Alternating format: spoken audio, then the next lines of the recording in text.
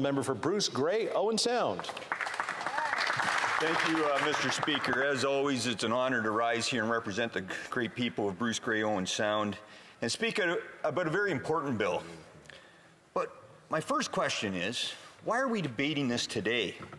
I'd remind all MPs that funding agreements are already in place and been signed with all the provinces and territories. The money's already flowing. And I would argue there's a multitude of other higher priority issues around affordability that we could be debating and that haven't yet to be addressed by this current Liberal government. Further, I'd point out Bill C-35 is not a childcare strategy. It's a headline marketing plan. Again, we see the Liberals promising what they cannot deliver. $10 a day daycare does not address the labor shortage and the lack of spaces. Mr. Speaker, I'll guarantee today that if and when this strategy fails and it hasn't delivered affordable childcare for all those in need across Canada and across all jurisdictions, that this Liberal government will blame the provinces and territories for that failure. I'd point out back in January, during question period, the government House Leader had the audacity to call these current agreements, quote, universal, as have other Liberal members of Parliament. But how can these Liberal MPs say this program is truly universal when the current childcare spaces shortfall is in the hundreds of thousands? It's not universal if hundreds and thousands of Canadians don't have access to it. Mr. Speaker, we've seen over the past number of years how increasingly difficult it is for parents to attain childcare at all, let alone affordable childcare. Therefore, I can appreciate the efforts behind the bill, however, and the idea about actually forwarding or advancing an affordable childcare plan. However, if the spaces aren't there, it's still not going to work. And I'd further note, Mr. Speaker, that this impacts so many families across my riding, but it disproportionately impacts women. The current reality in Canada, Mr. Speaker, is that's been exacerbated by this current government's inflammatory and inflationary spending, is that the cost of living has skyrocketed, making all of life's necessities unattainable by many families as it appears now. In most cases, two parents are required to work just to scrape by.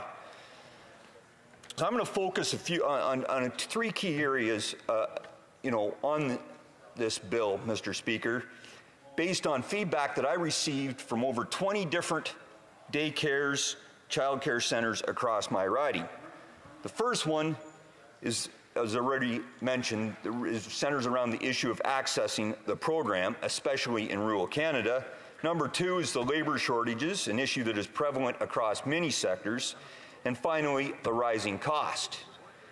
I know I may get a question from the government members, Mr. Speaker, around amendments, and I would note our Conservative colleagues, in fact, the Shadow Minister, put forward many great amendments during debate at committee, at report stage, and unfortunately, every single one of them was defeated. Anyway, let's get back to my first point, Mr. Speaker, around the issue of access, especially as it pertains to rural communities like Bruce-Grey-Owen Sound. And I'm not going to use my words, Mr. Speaker, I'm going to use those of Child Care Centre in my riding when they were talking about this program. Quote, the demand for childcare has seen huge increases. Every family wants access to $10 per day childcare space. However, they are confident in saying, we have children on our waiting list that will age out of our programs before a space comes available. Families cannot go to work if they do not have access to childcare. Our local communities are suffering. No childcare has a far-reaching impact on all rural communities. Therefore, as I noted, the primary issue around this program is that while the government can artificially lower some of the costs through its funding arrangements with the provinces, the demand is so great that many families will not be able to achieve or get access to those subsidized rates.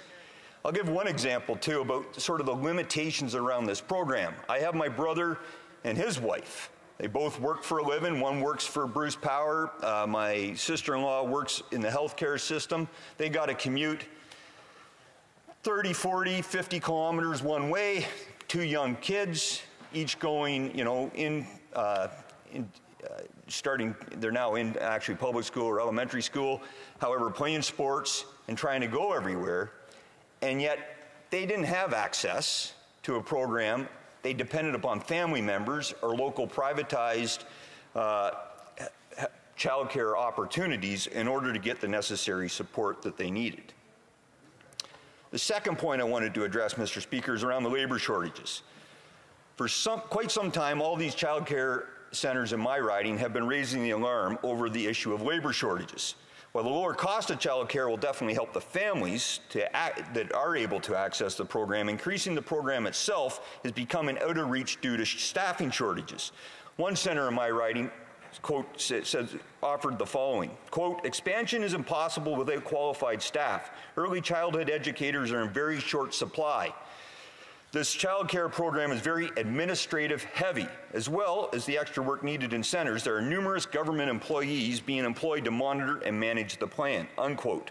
So not only is this program hindered by labor shortages for these within child care educators, but it's also the bureaucratic burden that's being put on the program itself through the additional administration that is required to meet the compliance and ensure the standards.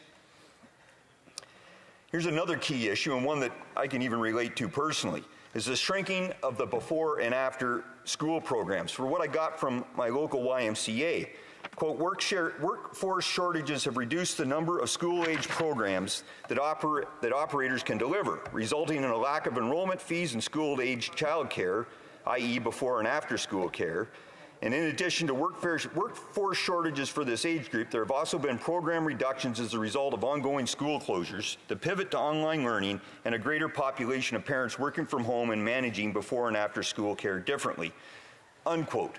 So this is something that, myself as a single parent, I'm kind of concerned about, is that, as this program develops, that access to the pre and after care for many single parents across my riding is going to be an issue because, again, the lack of labor.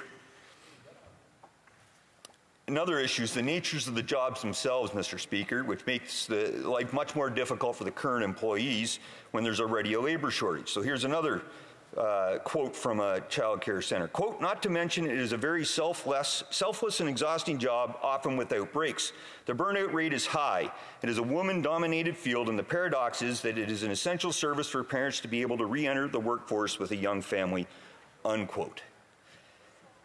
My sort of final key point, Mr. Speaker, is around the rising operating costs.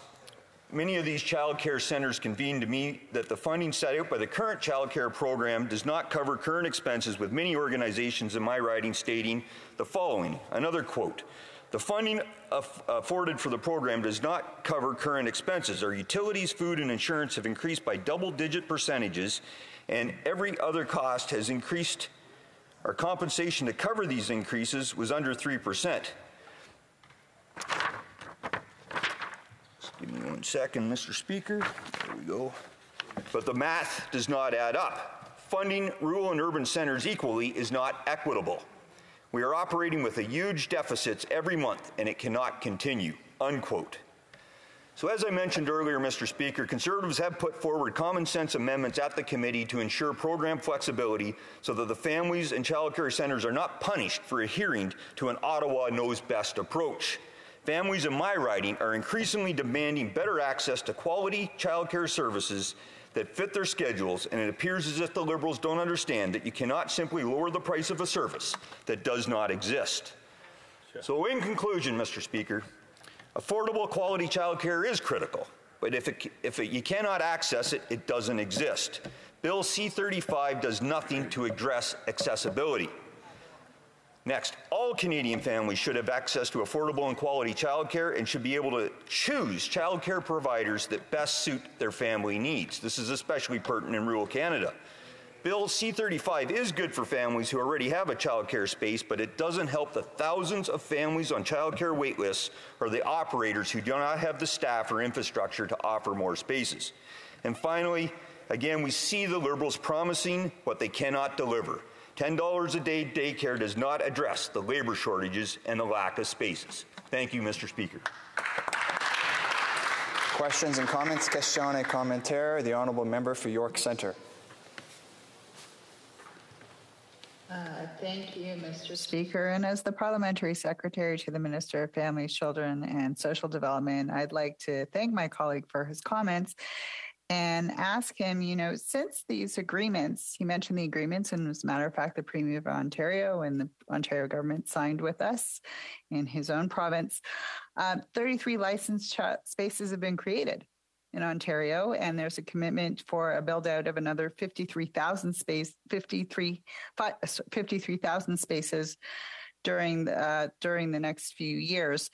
And so prior to these agreements, there weren't new spaces, and as we know, the Conservative government ripped up previous agreements.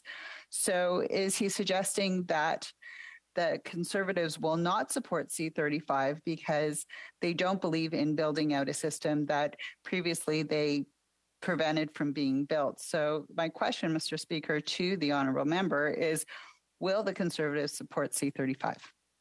Member for Bruce-Grey-Owen Sound. Well, to be honest, Mr. Speaker, I'm still kind of on the fence. As I said, this bill, and I opened up my speech stating that this is something that I don't even understand why we're debating. The agreement's already in place. The money's already flowing to the provinces and the territories. And again, they've time allocated this bill. There is no reason to be time allocating and limiting the fact that we should be getting this right. So to go to the Parliamentary Secretary's comments, where I think she said there was 35 new spaces, I think she meant to say 35,000 new spaces are already in existence, and a plan to open up 53,000 more in Ontario alone. I'd like to know how many of those spaces actually exist in Conservative ridings or rural ridings across the province of Ontario. Thank you, Mr. Speaker. Questions and comments? Question commentaire, l'honorable député. The honourable member for Thérèse de Blainville.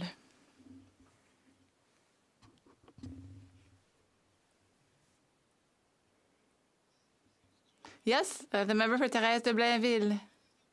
Yes, Thérèse de Blainville. Yes, it's getting late, Mr. Speaker. Thank you very much, Mr. Speaker.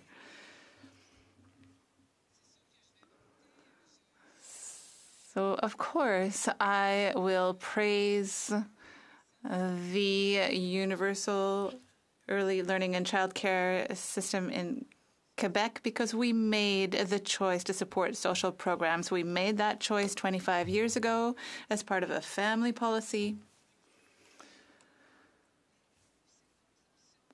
And the costs were kept down, and we wanted equal opportunities for children, and we wanted to find a work and family balance, and the costs were under $10.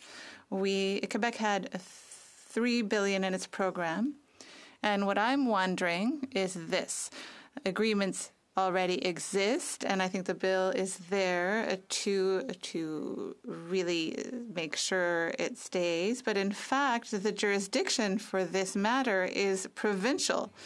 So what are provinces going to do? Provinces have to invest in their systems if they want to have something that is worthwhile.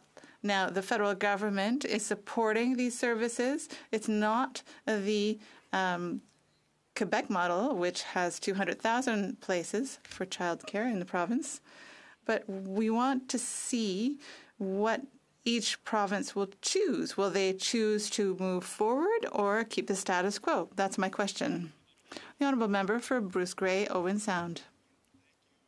Speaker, and I think, a very interesting comment, and got to give credit to La Belle Province for being a leader in Canada when it comes to daycare.